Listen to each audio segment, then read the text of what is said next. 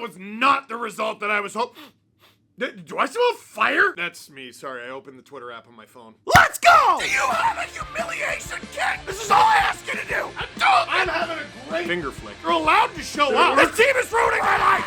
I'm taking crazy pills. With you, wherever you are, welcome to LFR. You know what? I thought about it long and hard.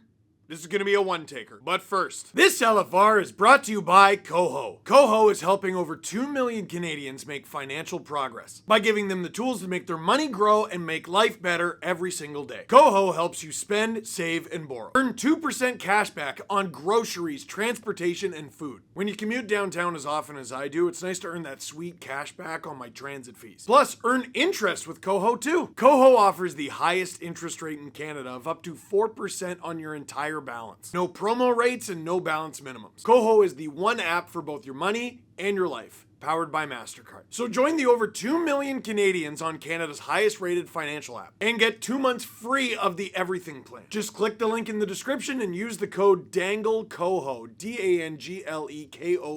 With the Everything plan, you earn one of Canada's best interest rates, get 2% cash back on groceries, transportation, and eating out, plus no foreign transaction fees and so much more. Try the Coho MasterCard today. Thanks to Coho for sponsoring today's video. Thank you, me. All right. Now it's a one-taker. Leafs lose 2-0 at the hands of the Florida Panthers in Florida in Game 4. And now we head back to Toronto for Game 5 on Wednesday with a tied series. It's 2-2. Home ice, it's now a best-of-3 series. Best of 3. If it goes to 7, guess what? Great news for you. 2 of those games are in Toronto. The home team has not lost yet in this series. That is how an optimist looks at this. The way I look at it, you might have discovered from years of watching me do these videos that I've had optimism beaten out of me like Batman, just pulling someone over for jaywalking over the years. That game stunk. It stunk immediately. It stunk at breakneck speed. It stunk and kept stinking all the way to the bitter end. And there were some dirty hits, and everyone got very upset about it. That is part of the reason that this is a one-taker, and I'm not taking any questions. Dude, the stuff going on in the chat for the stream that we did, dude, I couldn't stomach it. There's 2 days off between this catastrophe and Game 5 on Wednesday. Here's the good side of that. Here's the good news. The Leafs get 2 days off to recover. I'm about to lean into them, but I do think there's something going through that locker room. And I don't think it's fear, and I don't think it's the usual yips. I think, it's bad. Flu, stomach flu, I don't know what it is. It's not an excuse. It's not an excuse. It's hockey, it's professional sports. Stuff happens all the time. You battle injuries, you battle this, you battle that. But no one is happier that there's a 2-day break between Game 4 and Game 5 than the actual Toronto Maple Leafs team. Sports radio is going to be straight up poison. If you consume it, you might go to the hospital. Social media, for the love of God, you should probably throw it out anyway, but for the next 2 days especially. If you consume it, you have to go to the bathroom and purge, make sure that those toxins are out of you. Listen. They took 4 penalties in the first period. And I'm not going to complain about the officiating there. I'm not. There were a bunch of uncalled things against the Panthers in this one. Granted. I mean, it's a free space when you're talking about the playoffs and the Florida Panthers, right? It's the free space. You took 4 penalties, where a couple of them maybe a little on the softer side, maybe. But they're calls. They are definitely calls, and you took 4 of them. 4!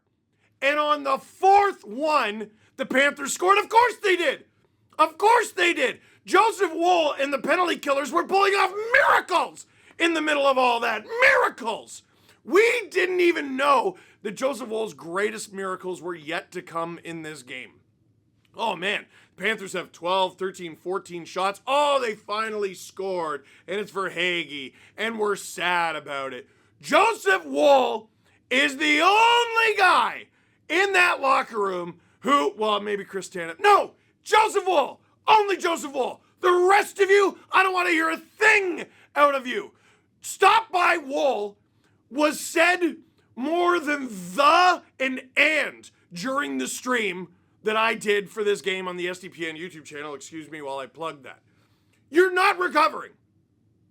The good news was at the end of the first period, the Leafs were only down 1 goal. Generally speaking, if it's good news that you're only down 1 goal, you're not playing well. Second period, I'm sure they're going to come out and they're going to be much better. Dude, they got several power plays and they still weren't much better. Now, Austin Matthews, I defended after last game. And people are like, well, what are you going to say about him now? What I said last game was the Leafs scored 4 goals. He was on the ice for 3 of them. One of them was the top unit power play, and he assisted on the other 2, all while taking huge defensive minutes as the center. That was valid. You know what's valid? You had the chance to get back in this game with that 5-forward setup. It's Tavares, it's Nyes, it's Nylander, it's Marner, and it's Matthews. People are like, well, we're not paying him to be this glorified version of Philip Deneau. Just say you didn't watch the game. I understand that. We need more out of these guys. The Leafs need a goal out of Austin Matthews like they need a shot on goal out of Mitch Marner. Those two have this huge burden placed on them. They always have this huge burden placed on them, and they were not good enough in this game. They had the opportunity to get back into this game on the power play in the second period, and the Florida Panthers completely, utterly shut them down. Dude, for crying out loud, the second unit was better.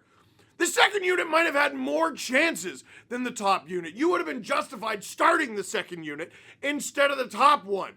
William Nylander has been scoring at will. He wasn't very good in this one. He had a bad pass that led to the Panthers' second goal, but at that point you're cheating for offense because you've been getting nothing done all night, including on the power play that you were on. So I let that one go. It's the whole game, the accumulation of everyone being trash that I just don't believe I saw in this one. Marner's getting elbowed in the head, and it's not getting called. Let's just talk about the dirty stuff, because that's what everyone wants to talk about. Marner's getting elbowed in the head. Sam Bennett tried to take out another Leafs goalie. I would love to ask Anthony Stolarz what he thought about the USA chance at the end of the game and the dirty hit from Max Domi on Sasha Barkov, but unfortunately he's not in Florida right now. He didn't travel with the team. He's still recovering from a concussion! How many times does this have to happen before the Department of Player Safety goes, wait a minute, there's a trend? How many years does this have to happen? It happens almost every year. There is a narrative through the first game where we go, that was kind of chippy. And then game 2 comes and we're like, wow, that was really dirty. And why don't the Leafs stick up for themselves? You know what? Bennett did this, but it'd be great to see someone meh. And people don't meh. But Joseph Woll did that and nothing really happened to Bennett, right? Joseph Woll got run over and nothing really happened to Bennett. When are they going to stick up for themselves? When are they going to do this? When are they going to do that? And then they finally do. It escalates. And it escalates to a place that it doesn't need to escalate to. And then the hammer comes down. Now, at the time that I am shooting this, Pierre LeBrun, one of the game's top insiders, does not think Max Domi is going to be suspended. I don't know, man. I don't know. All I can tell you is no Panthers fan. I think 2 things can be right at the same time. That is a dirty hit in a bad context at the end of the game. We know exactly what Max Domi is trying to do. He is trying to get his pound of flesh in a game that his team is losing. And the Florida Panthers and their fans have absolutely no leg, no foot, not even a pinky toe to stand on. Do you like or work for the Florida Panthers? Then shut the hell up, dude. What are you oh, that was dirty? What? Did you watch your team win the Stanley Cup? This happens so often. The Tampa Bay Lightning were a borderline breath of fresh air. The Colorado Avalanche are sort of in there too, although they did have Nazem Kadri on the roster. Most years, it is either a ridiculously OP, overpowered team with a generational superstar on their roster like Sidney Crosby. And if they don't have that, it's just a goon squad that ends up winning it. I've been saying this for months. Craig Berube's St. Louis Blues team that won in 2019, they had some goalies, they had some good players, and they were a goon squad. The Vegas Golden Knights, they had some really good players, mostly a goon squad. The Florida Panthers last year, goodness gracious, and I know some of you are laughing right now. When I was, like, in normal times, goon just meant a big, tough, mean person. I don't like what it means now. I gotta be honest.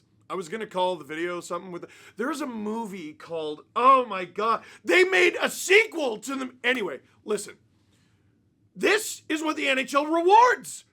Year after year after year after year, this is what the NHL rewards. And then when someone stands up to the team that gets away with it in every instance, then the hammer comes down. George, they keep telling me you went to a prestigious university. And I would love it if you used that degree. Nothing's clicking? This happens every year, dude. Do you like your monster Dr. Frankenstein? I used that line last year. I used it the year before. I use it every year because this is what the NHL does. Nothing about these playoffs has been consistent, by the way. There was a goal that was kicked in tonight. That counted. A player slashed a ref, and nothing is going to happen to them because the rule is you have to ask the ref if he would like something to happen to that player? What? What are you talking about? Dude, nothing in these playoffs makes any sense, and it's worse than usual. Now, let's focus on what we can control. This series is coming back to Toronto for Game 5. The team is going to have a full 48 hours to recover. I don't think much recovery is going to happen tonight, right? You're flying back to Toronto. You're going to get in your bed. You're going to hopefully have a really good sleep, get a lot of fluids in you. Maybe even have a look at your family members. It's a slog. Then you're going to have another full day off. Now it's feeling nice. Maybe you get on the ice a little bit. Maybe you're feeling better. Maybe you have a little bit of time to forget about what happened. And your anger about what happened is turned into something a little bit more productive. Then game day comes Wednesday. Paul Maurice hid Sasha Barkov from Austin Matthews. Matthews and the Marner and Nyes line ate up the Barkov line in Toronto. Big reason why the Leafs won those two games. Why were the Leafs up big in Game 3 to start? They were eating Barkov's lunch. That's Barkov. In Toronto, you're going to be able to get Matthews away, Marner away, Nyes away from that monstrosity that is the Lundell, Luostarinen, Marchand line. Producer Drew and I were talking about it. I was like, who is the other guy with Lundell and Luostarinen last year? It was Vladimir Tarasenko. That's a really good player. Marchand is a far superior two-way player. Tarasenko's got a way better shot. Marchand is a crazy luxury to have as a third line, as this sort of shutdown line. And the Leafs and Berube have their work cut out for them, but they have home ice advantage to control the matchups. And they showed in the first two games that when they control the matchups, they have a pretty good time and a pretty good chance of beating the Florida Panthers. They got to tighten some things up in the third period and holding on to those leads. But in Game 1 and Game 2, they don't ask how, they ask how many, and 1 and 2. That is the reason this series is tied after those losses in Games 3 and 4. That's the good news. Joseph Woll, who is shaky and he's not Stolarz. If Stolarz is in net, then we win that game. You cannot say that after Game 4. Joseph Woll, the Woll that we saw last year, the Woll that dragged the Leafs kicking and screaming to Game 7 against Boston, albeit he got hurt right before Game 7, but in Games 5 and 6, he dragged the Leafs kicking and screaming to those games. That Woll showed up in this one.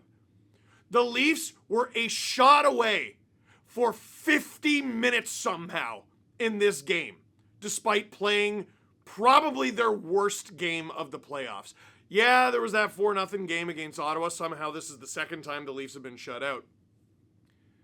That game was closer, and it felt like the Leafs might actually get something done. Even though the Leafs were a shot away for so long, it didn't feel like they were in this even for a second. They got some squeakers. They got some chances. Pretty much just Matthew Nyes. But that was it. Game 5. Do you adjust the lineup? I don't know that you have to. I think Game 6 in Florida, which we now know is guaranteed to happen, I wouldn't ice this lineup. I wouldn't. I still like the Lawton line. The Tavares line wasn't as effective. The Matthews line obviously wasn't as effective. The Domi line, whatever you want to call it, third, fourth, garbage. Garbage on the road when the Panthers control the last change. That's one thing I would change. But at home would I change it? I don't know. Would I put in Kampf in Game 5? Well, you might have to if Domi gets suspended. Does Robertson get in there? Maybe Holmberg becomes a center there and Robertson comes in instead of Kampf? I don't know. Here's what it always is with this team. Beginning, middle, and end. Tavares, Nylander, Marner, Matthews. Have to come through, or this team has little to no chance of winning. When the Leafs lost Game 5 to the Ottawa Senators last round, I said that they are running out of opportunities to prove they are not what everyone says they are. You are currently in a best-of-3 battle with the Florida Panthers, with home ice advantage. A friend of mine reached out and they said Game 5 is going to be about playoff maturity. And I think they're right. And if they are right, is that a good thing for the Leafs? Perennial playoff chokers taking on a team that is literally the reigning defending Stanley Cup champions. It doesn't sound good, does it? This is a chance. The best chance this team is ever going to have at changing the narrative, at flipping the script, and at getting to the third round of the Stanley Cup playoffs for crying out loud! So what do you think? Leave a comment in the comment box down below, and don't be a dick! Okay? Thank you. For now, that is it for this one. Thank you very much for watching. Click like if you liked this video. Click subscribe if you really liked it. Tell all your friends we're going to be recording a brand new Steve Dangle podcast a little after 11 o'clock tomorrow morning at the Sport Check at Maple Leaf Square. It's going to be fun.